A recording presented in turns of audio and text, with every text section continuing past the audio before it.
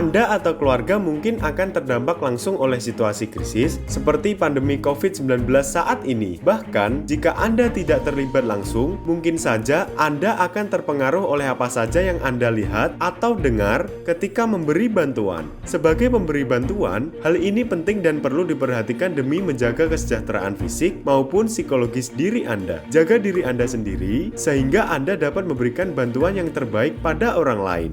Nah, untuk itu, mari kita perhatikan 3 hal berikut ini dalam memberikan P3. Ada 3 hal penting dalam memberikan P3 yaitu 1. Bersiap-siap untuk membantu sesama rekan kerja. 2. Mengatur cara kerja dan membiasakan hidup sehat. 3. Memberikan kesempatan pada diri sendiri untuk beristirahat yang cukup dan refleksi diri dengan benar.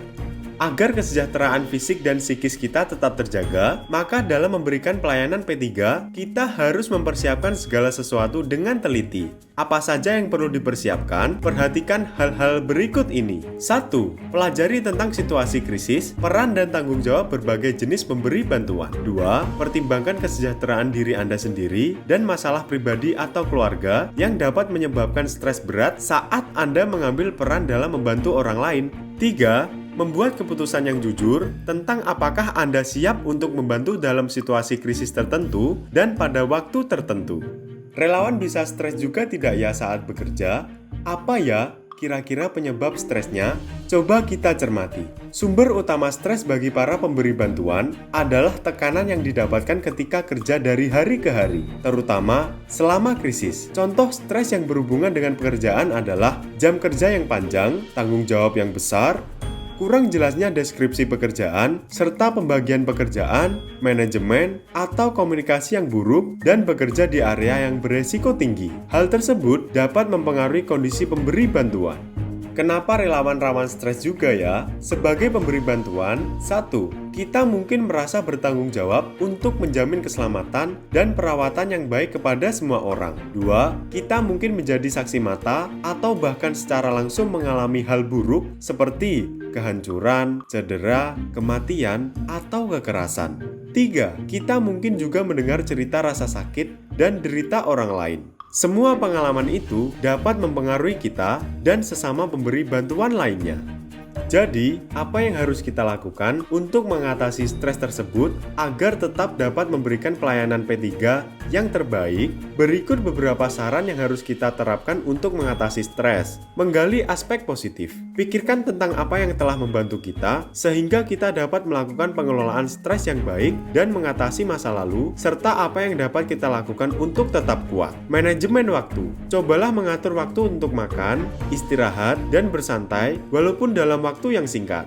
Proporsional menetapkan jam kerja. Cobalah untuk menjaga jam kerja yang sesuai sehingga kita tidak terlalu lelah. Perhatikan hal-hal seperti membagi beban kerja antara pemberi bantuan, bekerja dalam shift selama fase akut dari krisis, dan mengambil waktu istirahat secara teratur. Upayakan memandirikan korban. Orang mungkin memiliki banyak masalah setelah peristiwa krisis. Kita mungkin merasa tidak kompeten dan frustasi ketika kita tidak dapat membantu orang dengan berbagai macam permasalahan. Ingat bahwa kita tidak bertanggung jawab untuk memecahkan masalah semua orang. Lakukan apa yang kita bisa untuk membantu orang dalam membantu diri mereka sendiri. Berperilaku hidup sehat. Minimalkan mengkonsumsi alkohol, kafein, atau nikotin, dan menghindari obat non-resep. Saling mendukung. Berusaha untuk saling memeriksa keadaan pemberi bantuan yang lain, temukanlah cara untuk saling mendukung satu sama lain. Coping positif. Berbicara dengan teman-teman, orang yang dicintai, atau orang lain yang kita percaya untuk mendukung kita. Saat kita berada pada situasi krisis yang berkepanjangan, biasanya kita akan merasa jenuh dengan situasi tersebut dan ingin berhenti menjadi relawan. Ingat, menjadi relawan adalah pilihan hidup kita. Jadi, kita harus bisa melawan perasaan dan pikiran-pikiran negatif itu hingga waktu pemberian bantuan usai. Bagaimana caranya agar kita bisa terlepas dari pikiran negatif itu? Menyediakan waktu untuk istirahat dan refleksi merupakan bagian penting dalam mengakhiri peran kita sebagai relawan atau pemberi bantuan. Situasi krisis dan kebutuhan orang yang kita temui mungkin sangat menantang dan bisa jadi sulit untuk menanggung rasa sakit dan penderitaan mereka. Setelah membantu selama situasi krisis, kita menggunakan waktu kosong yang kita miliki untuk menjalani kehidupan kita sehari-hari dan beristirahat agar saat dibutuhkan untuk krisis berikutnya, kita sudah sehat fisik dan jiwa lagi. Agar kita dapat memulihkan diri kita sendiri dari segala pengalaman tidak menyenangkan selama menangani krisis, kita perlu melakukan hal-hal berikut ini. Berbagi pengalaman. Ceritakan pengalaman kita ketika membantu dalam situasi krisis dengan atasan, rekan, atau orang lain yang kita percaya. Reward untuk diri sendiri. Mengakui apa yang mampu kita lakukan untuk membantu orang lain, sekecil apapun bantuan yang diberikan. Refleksi diri. Belajar untuk merenungkan dan menerima apa yang telah kita lakukan dengan baik, apa yang tidak berjalan dengan baik, dan batasan kemampuan yang bisa kita lakukan dalam situasi ini. Me time. Jika memungkinkan, luangkan waktu untuk beristirahat dan bersantai sebelum memulai pekerjaan dan menjalani kehidupan kembali. Menghubungi ahli kesehatan yang lebih berkompeten di bidangnya.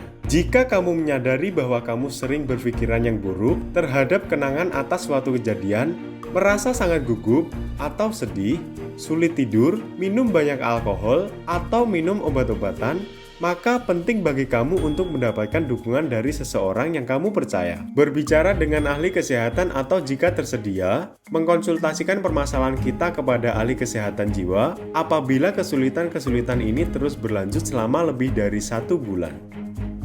Semangat ya, mari kita menjadi relawan yang handal agar mampu meningkatkan imunitas fisik dan kesehatan jiwa kita. Sampai bertemu di video berikutnya yang berjudul Melakukan Semua dengan Tepat.